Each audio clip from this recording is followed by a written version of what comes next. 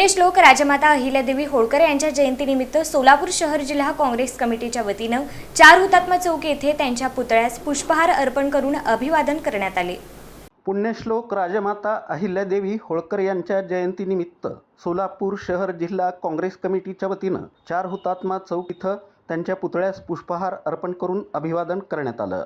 या कार्यक्रमात माजी केंद्रीय गृहमंत्री सुशीलकुमार शिंदे तसंच खासदार प्रणिती शिंदे यांच्या हस्ते पुण्यश्लोक राजमाता अहिल्यादेवी होळकर यांच्या पुतळ्यास पुष्पहार अर्पण करण्यात आला। त्यानंतर उपस्थितांनी त्यांच्या स्मृतींना अभिवादन करून त्यांच्या कार्याचा गौरव केला।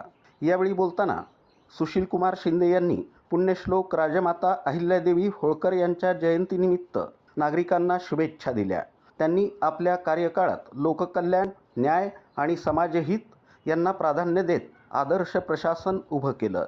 त्यांचे विचार, कार्य आणि समाजसेवेचा वारसा आजच्या पिढीसाठी प्रेरणादायी असून तो प्रत्येकानं आचरणात आणण्याची गरज असल्याचं त्यांनी सांगितलं। अहिल्यादेवींनी जे सामाजिक कार्य केलं आणि जिथं तिथं त्यांनी विहिरी खणल्या आणि लोकांना पाणी पिण्याकरता व्यवस्था केली।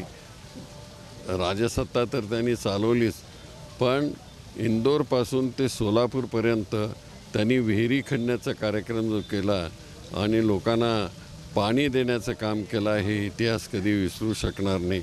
अशा ह्या थोर राजमाता अहिल्यादेवींना मनापासून आदरांजली। यावेळी सोलापूर शहर काँग्रेसचे अध्यक्ष चेतन नरोटे, राजमाता पुण्यश्लोक अहिल्यादेवी होळकर मध्यवर्ती मंडळाच्या अध्यक्षा मनीषा माने यांच्यासह काँग्रेसचे पदाधिकारी, कार्यकर्ते आणि नागरिक मोठ्या संख्येनं उपस्थित होते।